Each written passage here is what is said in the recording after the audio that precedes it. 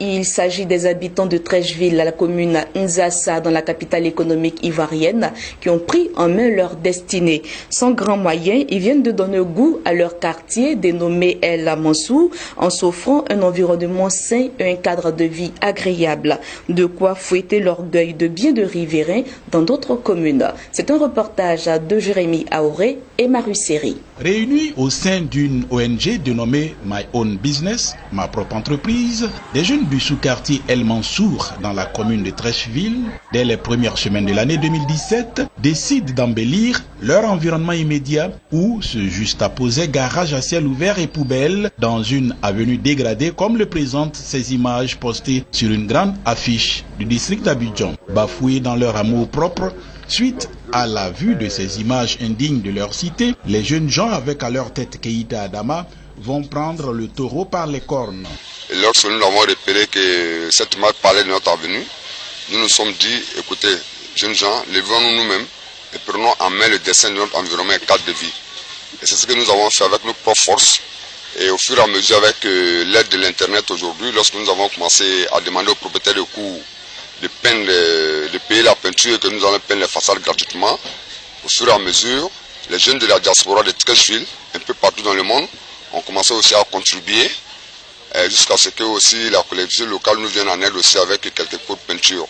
Il fallait bien commencer par la réhabilitation des infrastructures routières, dont l'avenue 11 qui part du quartier Apollo au-delà de la rue 12 jusqu'à la rue 38. Cette avenue était dans un état de délabrement très avancé et les administrés avaient voulu que nous les aidions d'abord à bitumer l'avenue, ce que nous avons fait. C'est donc cette opération qui a encouragé les populations et un des jeunes de ce quartier a compris qu'il ne fallait pas que les ouvrages que nous offrons aux populations soient laissés à l'abandon. Très vite, les riverains comprennent le bien fondé de la chose et ce n'est pas tout. Parce que selon nous, l'insalubrité n'est pas une question, n'est pas une fatalité, ni une question d'argent. On peut vivre dans des cours communes, avoir des revenus modestes et être propre. Toutes les villes citées en exemple en matière de propreté, les populations de ces villes ne sont pas des extraterrestres. Donc s'ils arrivent à le faire, c'est que nous aussi nous pouvons le faire chez nous. Et c'est possible. Et nous nous engageons et nous demandons à toute la population ivoirienne de s'y engager que c'est possible. Donc voilà notre message fort à la nation ivoirienne pour dire que voilà, le bénévolat a pris la victoire, a pris le dessus sur l'insalubrité par des gestes simples et par l'engagement, la conviction profonde et un courage exceptionnel. Puis les idées se succèdent, rien que pour maintenir les couleurs. Il y a d'autres qui lavent les habits dehors, continuent toujours à laver les habits, ils sèchent les habits dehors et ils viennent verser. Même les peintures que nous avons fait commencent à partir parce qu'on on fait la lessive dehors, tout ça. Donc, ce sont ces difficultés-là que nous rencontrons. Bon, les fleurs, on ne les arrose pas chaque jour. On a des jours où on doit les arroser. Il y a des gens qui sont chargés à faire les arrosages.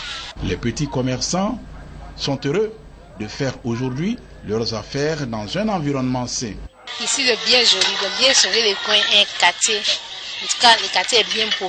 Je savais qu'avec rien, tu viens. Par le passé, les garages à ciel ouvert longeaient toute la voie. Aujourd'hui, c'est un triste souvenir. Je demande à toute la jeunesse de Treichville, à toute la jeunesse de la Côte d'Ivoire, de se lever.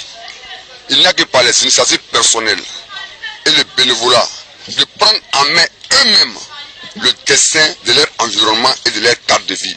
Les jeunes gens que vous voyez avec moi sont une unité d'élite qu'on appelle les forces spéciales contre l'insalubrité, des bénévoles.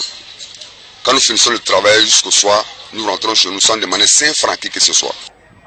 Ravalement des façades, des habitations, bacs à poubelles, des fleurs plantées sur tout le long du trottoir, troncs d'arbres recyclés pour servir et valoir ce que de droit. Selon un adage congolais, la grenouille ne se fatigue pas dans l'eau. C'est-à-dire, on habite là où on est heureux. On le voit, les jeunes du quartier El Mansour viennent de donner le ton dans le cadre de l'embellissement des villes et cités, comme quoi, quand on veut, on peut. Et c'est tant mieux pour l'environnement et le cadre de vie. Rendons-nous maintenant hors des frontières de la Côte d'Ivoire où dans le cadre de son programme Meilleure éducation pour tous, la Banque mondiale envisage d'accorder un prêt de 500 millions de dollars au Nigeria. Ce prêt devrait permettre au pays de s'attaquer au problème de non-scolarisation des enfants. Selon Olatunde Adekola, conseiller principal en éducation à la Banque mondiale, ce projet